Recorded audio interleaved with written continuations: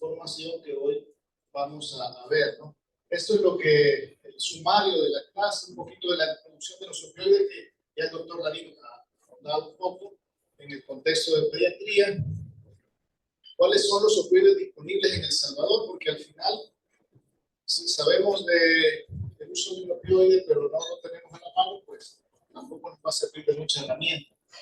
El uso clínico de la morfina, cómo iniciar la morfina en el dolor del paciente y cuál es el principal efecto adverso. La clasificación, que es importante tenerla en cuenta, porque de esa manera vamos a saber ubicar cuál es el opioide más adecuado. Los opioides se dividen en antagonistas puros, en antagonistas, en agonistas y agonistas parciales. Y de esa forma, así va a ser la eficacia de esos medicamentos para el dolor severo. Y los agonistas puros son los que llamamos opioides mayores. Y de esa diapositiva lo que quiero que quede nada más es esto, es decir, que no tienen techo analgésico y por lo tanto podemos subir la dosis hasta aliviar bien el dolor o que se presenten unos signos o síntomas que se llaman neurotoxicidad opioide, que ya lo veremos más adelante. Bien, los receptores de opioide, como ya lo vieron en la clase del doctor Darío, pues son estos 4, y si se fijan, cada receptor tiene algunas características importantes, como por ejemplo el U1 tiene una característica que mejora el dolor cuando es ocupado, pero también puede dar cierta euforia. El receptor U2 inhibe la motilidad intestinal y también está relacionado con la depresión respiratoria. El kappa tiene una característica en que genera algo de diuresis, alteración de la diuresis, perdón, y también puede dar analgesia espinal. Y el delta genera una analgesia menor cuando es ocupado y está relacionado con el trastorno de tolerancia a los opioides y las convulsiones. Y esto es lo que vemos muchas veces en los pacientes que dejan de orinar, por ejemplo, y están en relación a este receptor, o que estamos utilizándolo cada vez a mayores dosis, esta relación de este otro receptor, y así el resto. El manejo del dolor pues, se hace a través de la escalera analgésica, y que esta es una escalera modificada, porque si se fijan, en el primer escalón están los fármacos de primer nivel, como el paracetamol, los AINES, etc. En el segundo escalón, los opioides menores, como el tramadol, la codeína y otros. Y en el tercer escalón, los opioides mayores, que tienen dos características. Unos que son de liberación rápida y otros que son de liberación más lenta. Pero hay un cuarto escalón, que es aquel donde se necesitan usar otros medicamentos distintos a estos, como por ejemplo la ketamina, la lidocaína, y también algunas intervenciones de algología, como bloqueos, etc. Y también a la par de este cuarto escalón, ven la importancia del soporte psicológico, porque muchos de estos pacientes que llegan a ese nivel y poder atenderles y aliviarles el dolor, tienen un componente emocional. Bien, la clasificación de opioides débiles y fuertes se debe al efecto que realizan y al nivel de la escala analgésica donde están ubicados. Vamos a hablar de estos dos rápidamente, que son los que más tenemos en los hospitales nacionales. La codeína, que viene en esta presentación, acetaminofén con codeína, tiene 500 de acetaminofén y 30 miligramos de codeína, se metaboliza en el hígado a morfina, y eso es un valor importante que tiene la codeína, ya que puede ayudar un poco en la dificultad respiratoria o la disnea que presentan estos pacientes. Pero si se fijan, la dosis es de 40 a 60 miligramos cada 4 horas. Y la tableta, la presentación que tenemos en El Salvador, es de 30. Entonces, ¿cuánto tendríamos que prescribirle al paciente en el día de codeína para aliviarle bien el dolor? ¿Cómo sería la prescripción? A ver. Nuevo.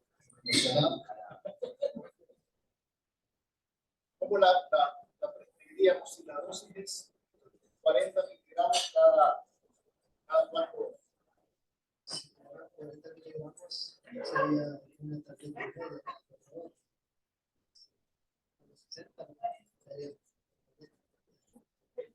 Podría ser una tableta y media cada 4 horas o 2 tabletas cada 4 horas, pero ¿cuánto trae de paracetamol, de acetaminofén? 500. ¿Cuál es la dosis techo del acetaminofén? 4 gramos. Entonces, estamos un poco al límite, ¿verdad? Utilizándolo de esa forma, la codeína, y por eso es que se utiliza cada 8 horas. Esa es como la práctica habitual. Pero en un dolor moderado o severo, oncológico, va a aliviar un poco, y lo único que hacemos es no darle alivio y darle efectos adversos de los opioides. Entonces, a veces también hay que valorar eso con respecto a la codeína.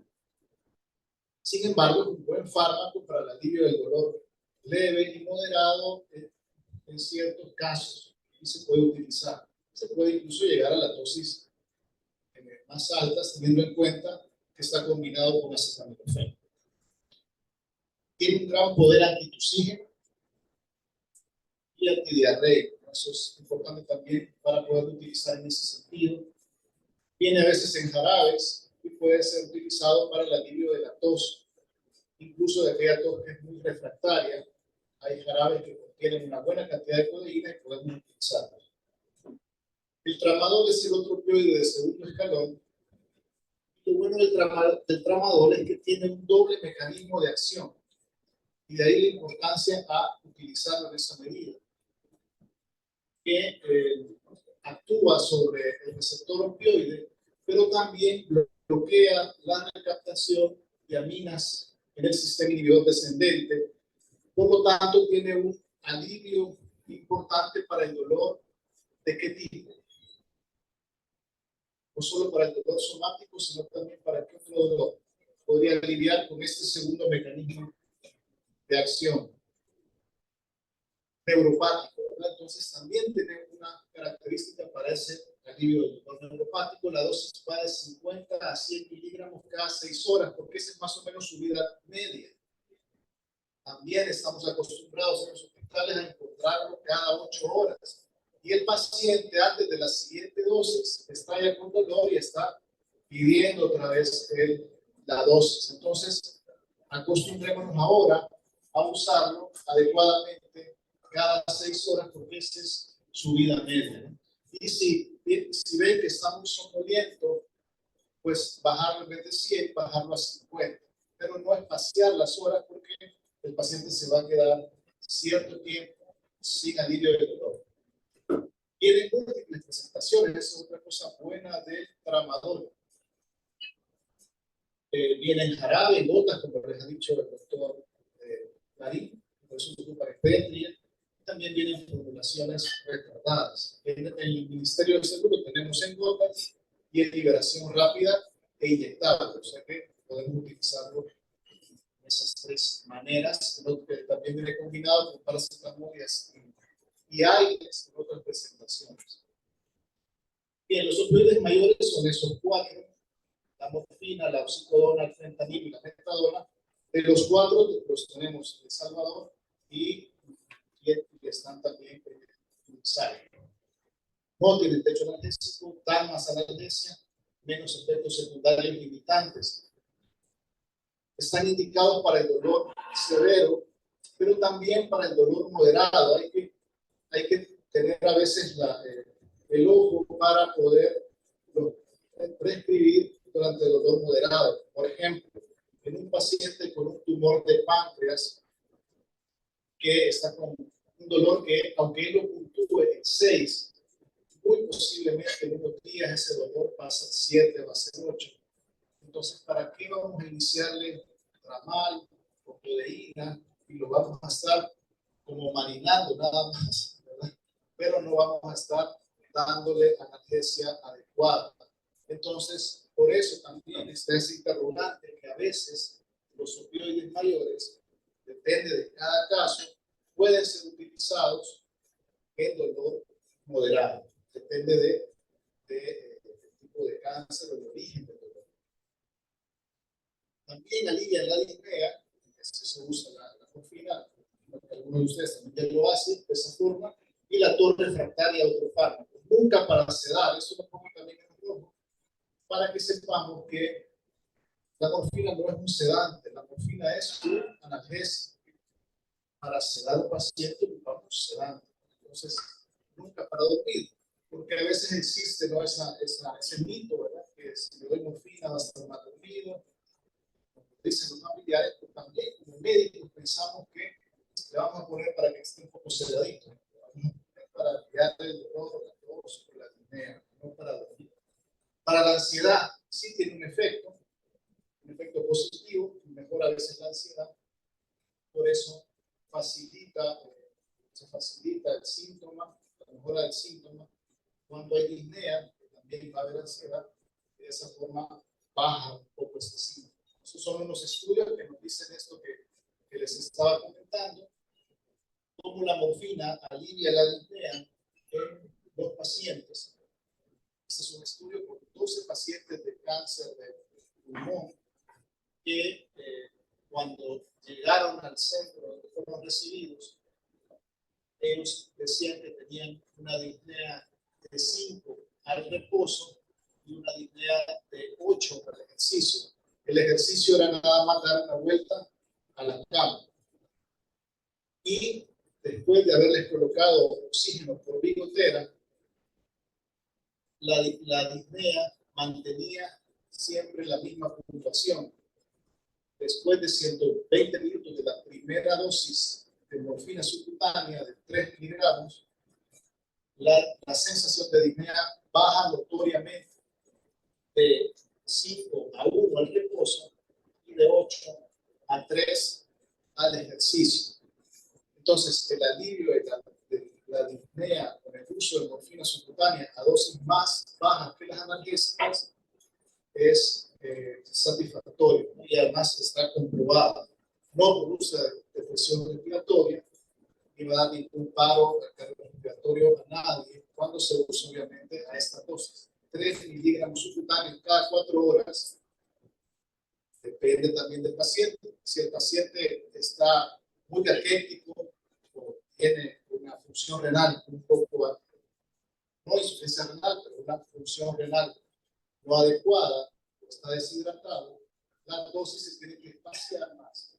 Por ejemplo, cada 8 horas, cada 6 horas, cada 12, dependiendo del paciente. Hay pacientes ancianos, muy caquéticos, con disnea, que 2 miligramos subcutáneos cada 12 horas, pues mantiene 24 horas aliviado de esa sensación de ahogo. Entonces, aunque la dosis esté prescrita de esa forma, la dosificación va a ser individual con cada paciente.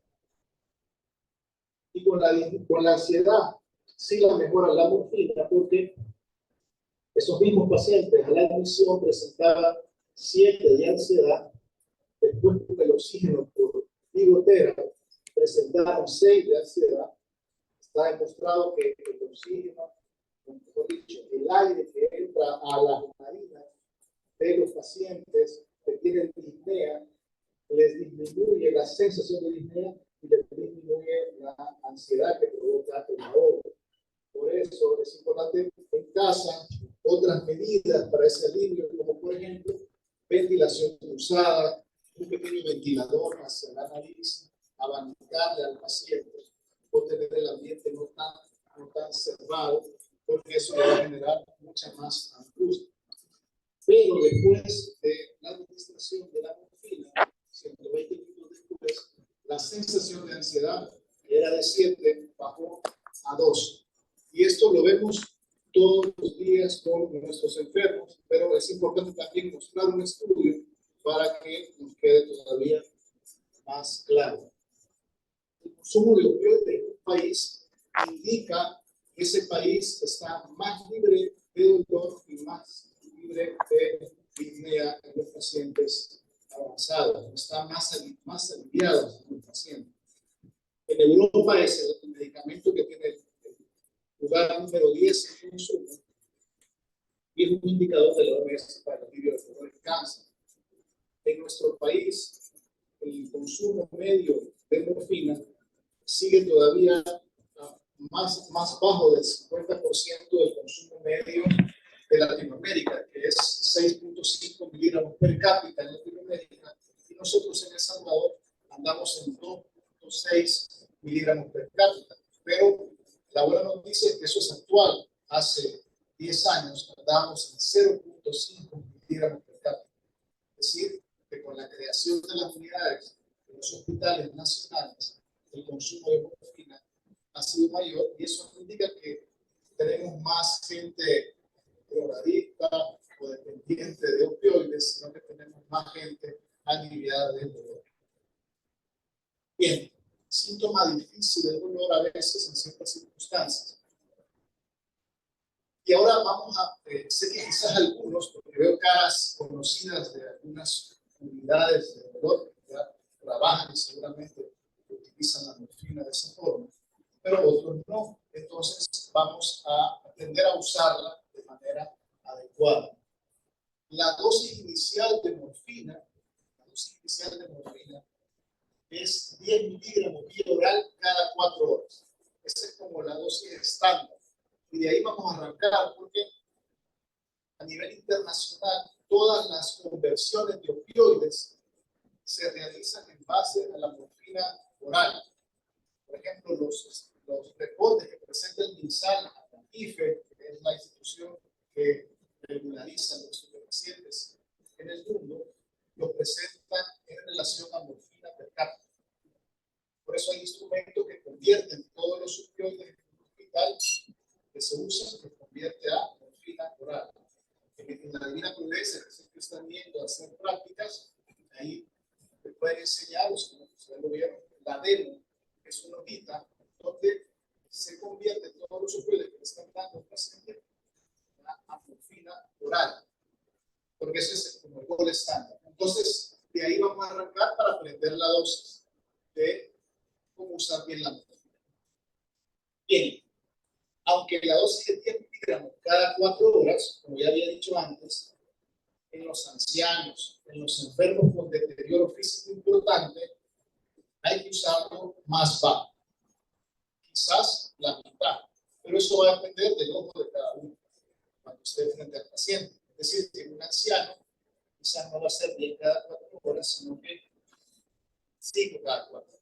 O si la función renal está alterada y está muy deshidratado, 5 cada 12. Eso va a depender de cada paciente. Pero un paciente bien constituido, 10 miligramos y oral cada 4 horas. La morfina en El Salvador está nada más en 2 presentaciones. Una presentación que es de liberación retardada, que permite un alivio entre 12 y 24 horas, depende del paciente. Y se llama MST. Son comprimidos no masticables, no se pueden partir, porque si yo la parto, voy a dar un chutazo, digamos, de morfina a ese paciente. No se va a liberar despacio, sino que de una sola vez. Entonces no se puede partir. Por lo tanto, se da un comprimido cada 12 horas. Viene de 30. Y si la dosis inicial era 10 miligramos vía oral cada 4 horas, ¿cuánto le tendría que dar del MST de 30 al paciente? 30 cada 12, ¿verdad? 30 cada 12 horas, que son 60 miligramos, que equivale a los 10 miligramos cada 4 de la morfina oral de liberación rápida. Con respecto a la biodisponibilidad y a la equivalencia de morfina oral con morfina parenteral, es 2 a 1. Es decir, que la morfina parenteral es el doble de potente de la morfina oral. Otro ejercicio, si la dosis de 24 horas de morfina oral eran 60 miligramos, vía subcutánea, ¿cuánto será? 24 horas. 30 miligramos, es decir, la mitad, porque es el doble de potente. Hay varias escuelas, pero nosotros aquí en El Salvador hemos aprendido a usarlo de esa forma, es decir, separamos la endovenosa de la subcutánea y a la endovenosa la conversión la hacemos 3:1. Entonces, si la dosis de morfina en 24 horas oral es 60 miligramos y subcutánea es 30, ¿cuánto sería endovenosa? ¿Cuánto? 20. ¿Sabes? 3 veces más potente. Y así nos va bien. Hay otras escuelas que, independientemente, endovenosa o subcutánea, es 2:1. El metabolismo de la morfina lo hace a través del hígado y es variable.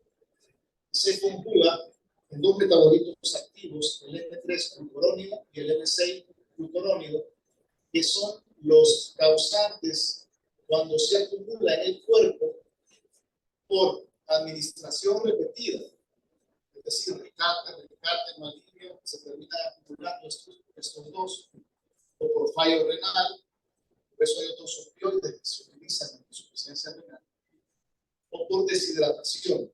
Y cuando se acumulan, dan los signos de toxicidad, opioides que ya tendremos más adelante. Pero por esa razón. Y la otra presentación que tenemos en El Salvador es la ampolla de morfina, que viene de 10 miligramos por ml.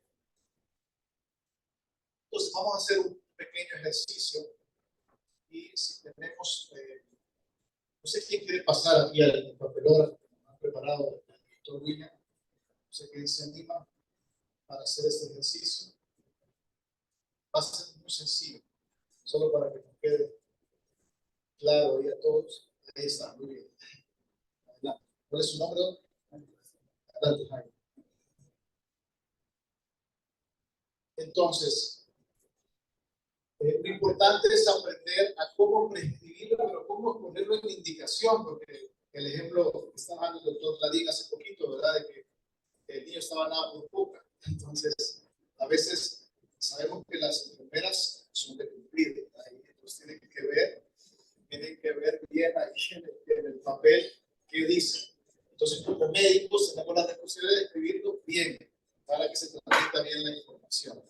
Entonces, tenemos un paciente con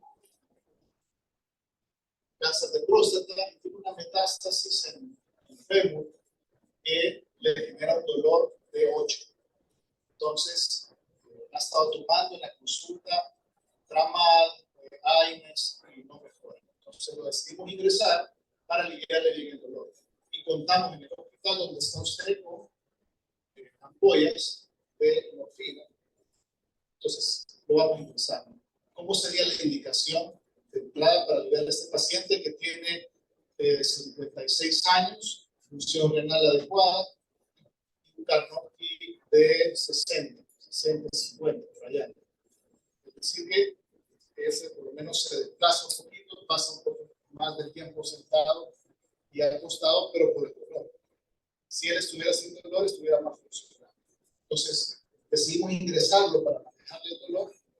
¿Cómo prescribiríamos la morfina subcutánea en ese caso? Porque tenemos una ampolla, entonces se la vamos a poner subcutánea. ¿Cómo sería la dosis inicial?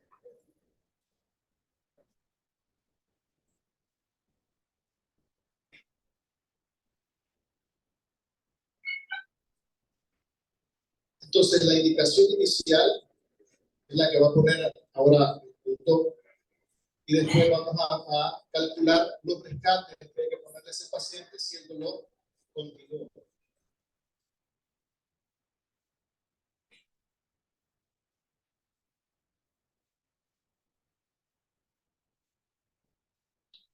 Muy bien. Entonces, la indicación para ingresarlo, para aliviarle el dolor a ese paciente es morfina 10, que viene de 10 miligramos sobre ml, bien lo he puesto ahí entre paréntesis, 4 miligramos subcutáneos cada 4 horas.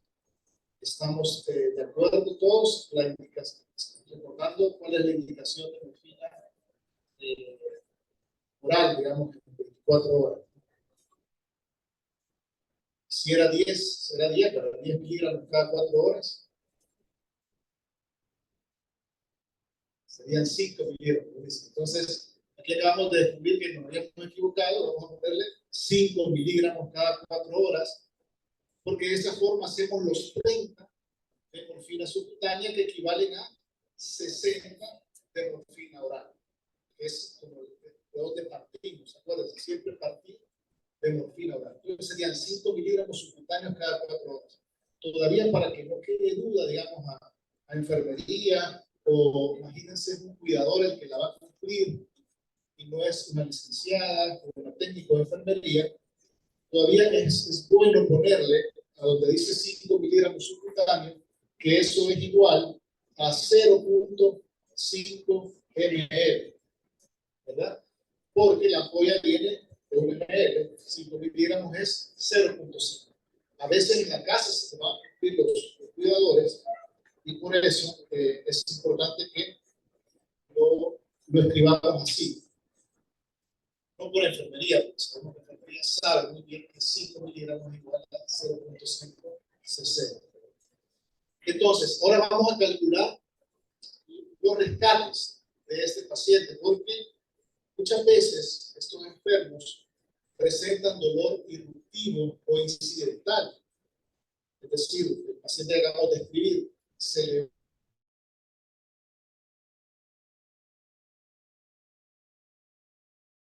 va a dar. En esos casos, nos damos cuenta que la dosis que hemos colocado no es suficiente para la enfermedad. Entonces quizás necesite un poco más, pero para saber cuánto más necesita, vamos a prescribir lo que se llama rescates de morfina. Entonces el rescate va a ser el 10% de la dosis de 24 horas. ¿Cuánto es la dosis de 24 horas en este paciente? 30, ¿verdad? Porque estamos con la subcutánea. Entonces, ¿cuánto sería el 10%? 3. 3 es el 10% de 30. Entonces, la siguiente indicación la voy a escribir así. Si dolor, a pesar de la dosis indicada, cumplir rescate de morfina de 3 miligramos igual a 0.3 ml. ¿Y qué se preguntaría? ¿Qué nos falta ahí? Subcutánea, por supuesto. ¿Y qué más? ¿Cada cuánto el rescate? Entonces, hasta número de 3, un intervalo de 1 hora. Entonces yo cada hora le puedo cumplir 0.3. A pesar de tenerlo como horario. Se le explica a enfermería que eso no va a modificar el horario, porque a veces nos pasa en los hospitales que es que ya a la hora le tocaba la dosis, entonces ya solamente eso le puse, no le puso la dosis. 3 miligramos cada hora, un número de 3, si es necesario, por supuesto. Porque eso nos va a entender que ese paciente el siguiente día, en los siguientes días, va a necesitar una dosis más grande. Y hay que calcular esa dosis más grande. Entonces, si yo llego a la hospitalización y enfermería me dice lo que ha pasado mal de dolor y le hemos cumplido los 3 rescates, entonces aquí viene el siguiente ejercicio. Hay que calcular la dosis para el siguiente día, porque no nos vamos a pasar con rescate tras rescate, sino que tenemos que llegar a cuál es la dosis habitual para ese paciente para que esté sin dolor y después trasladarle a la vía oral. Entonces, para calcular la siguiente dosis, se suma todos los rescates colocados y la dosis que ya tenía pautada. La dosis que ya tenía indicada eran 30. Son los 3 rescates, ¿cuánto es? 39. Entonces, tengo que dividir esos 39 entre las 24 horas. ¿Cuánto me quedaría la dosis? Perdón, entre las 6 dosis de las 24 horas. Sería 39 entre 6. 6.5, como es muy difícil calcular el punto 5, ahí también el ojo de uno, es decir, son los 3 rescates, pero pues, o sea, no terminó todavía el gasto, entonces lo voy a indicar a la máxima, es decir, 7. O llegué, son los 3 rescates y está súper aliviado, se lo calculo a la baja, a 6. Eso va a depender de cada paciente. Entonces, vamos a decir que este paciente llegué y se estaba todavía medio quejando, entonces lo calculamos en 7. Entonces la siguiente indicación, ¿cómo sería? Igual, la morfina, 10 miligramos por ml, en vez de 5,7 miligramos subcutáneos, igual 0.7 cada 4 horas. ¿Y los rescates? ¿Cómo le quedarían los rescates? ¿De cuánto? Sí, el 10% de la nueva dosis.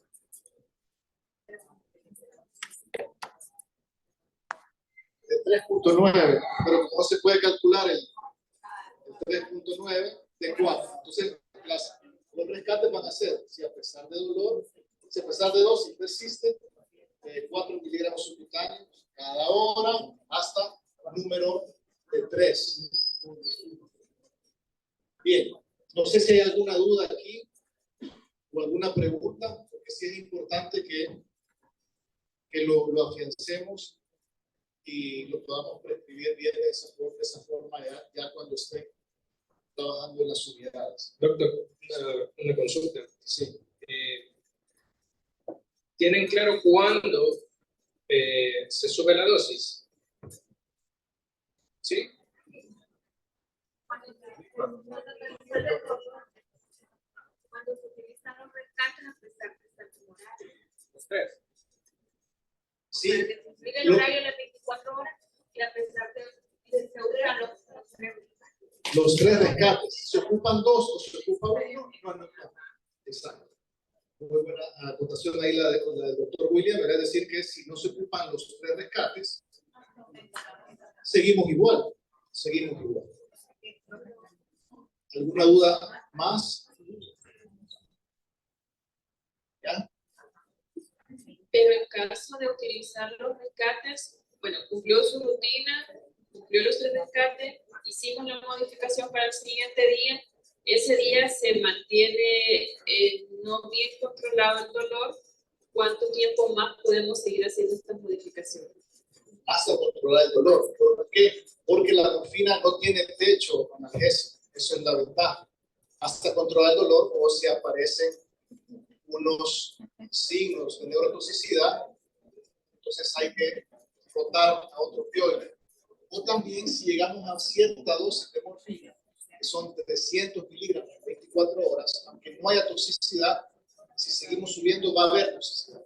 Entonces, en ese límite que no es un techo ni es la dosis máxima, pero es una dosis alta, entonces ahí hacemos un cambio a otro opioide. Sí, tenemos una duda. ¿Y es que solo se utiliza subcutáneo o endovenoso también? Me gustaría saber la dosis de endovenoso. Sí, buenísimo. Sí se utiliza endovenoso. Endovenoso. La idea de usarlo subcutáneo es por muchas cosas. Es por la seguridad de la administración. Es también para calcular la dosis más adecuada y también para evitar llegar rápido a la toxicidad, o en algunos pacientes hay efectos secundarios que son mucho más severos que en otros. Entonces la idea de usar el subcutáneo es para que la liberación de la morfina no sea tan rápida hacia el cuerpo. Entonces, desde el punto de vista de buenas prácticas clínicas, esa es la mejor forma de hacerlo. Por supuesto, cuando ya vayan agarrando más experiencia, se puede utilizar por vía subcutánea, por vía endovenosa, y quizás ahí lo mejor, más que en bolos, es colocarlo en una bomba de infusión continua o de elastomérica. ¿Y cuánto sería entonces la dosis endovenosa? Hagamos de una vez el ejercicio, ya que en la siguiente diapositiva, pero ya se me la pregunta. Así que, ¿cuánto haría ¿cuánto sería la dosis endovenosa en este paciente si dijimos que era 3:1 la equivalencia? 20, ¿verdad? 20 miligramos en 24 horas. Entonces, ¿cómo haríamos para que esos 20 miligramos en 24 horas los podamos diluir? ¿En qué cantidad de salinos para dejar la infusión 1:1? ¿En cuánto de salinos tendríamos que diluir esos 20 miligramos? ¿En cuánto? En 18. En 18, porque los 20 ya traen ¿cuántos? 2 ml. Así lo hacemos 20-20. Esa es una forma, pero lo que solemos hacer, porque a veces es una cantidad muy pequeñita, es diluir más ampollas en una cantidad de salino, siempre manteniendo 1:1. Entonces, la dilución, porque la cantidad hecha así es muy pequeña, sería de 50 miligramos de morfina, o sea, 5 ampollas en 45 cc de solución salina. Ahí tenemos 1:1. Y si sabemos que la dosis entonces en 24 horas son 20, para no quedarnos tan bajo también, lo hacemos en 25, en 24, y empezaríamos con 1 ml hora, que equivale a 1 miligramo hora. Y vamos subiendo en base a la intensidad del dolor. Y también se pueden utilizar rescates por vía subcutánea o por vía endovenosa, teniendo en cuenta que por vía subcutánea sería un poco más arriba los miligramos que la vía endovenosa. Entonces, de esa forma también se puede utilizar. Pero hagan el ejercicio de utilizarlo por vía subcutánea, porque de esa forma tendrán más control sobre cuál es la dosis adecuada del enfermo para poder trasladarlo después a casa con una dosis adecuada oral. En la endovenosa nos podemos perder un poco. Por supuesto que hay, esas sean las otras diapositivas, que son algunas indicaciones de vía endovenosa. Por ejemplo, en la pandemia no íbamos a estar entrando a colocarle cada 4 horas la morfina al paciente. ¿Por qué? Por el contagio. Entonces, ahí es una indicación de bomba. Otra indicación de bomba, ¿cuál sería? Que la vía subcutánea no funcione. Sí, lo que aprendieron en el taller, ¿verdad? De cuestiones locales, pero otra mayor, ¿cuál sería? Cuando ya no hay nada. Sí, pero bueno, queda siempre la vía subcutánea cuando no hay difusión.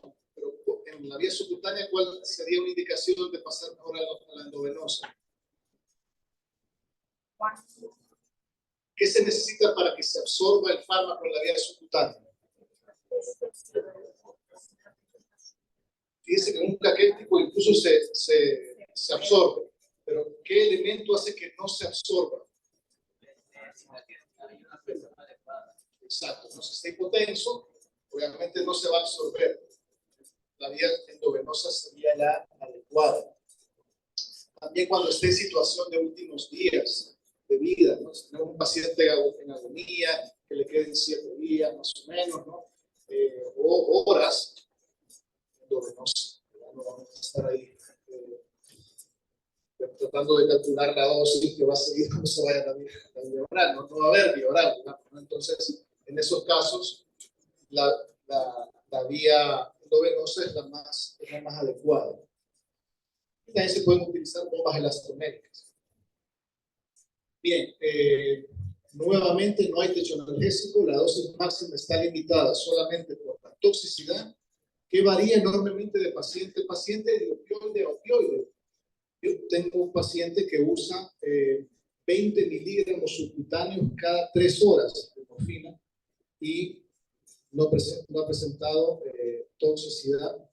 Lleva, no sé, 6, 7 años con esto. La usa así porque es la única forma en que le alivia el dolor. Es un síndrome de espalda fallida. Entonces, imagínense, 20 miligramos cada 4 horas. ¿Qué dosis está usando ese paciente 24 horas? Y no es adicto a la morfina. No se preocupe. ¿Qué dosis está utilizando? ¿Cuánto? De morfina subcutánea. Y si lo multiplicamos por 2 para pasarlo a la oral, 240. Aún está en lo que, según una clasificación de Edmonton de dosis de morfina, es una dosis moderada. Eso le da tranquilidad a él porque me dice, sí, estás en dosis moderada. Ni siquiera estás en alta. Por eso también decía que al llegar a 300, mejor rotemos el opioide porque aunque no tenga la toxicidad, va a presentar en un corto plazo.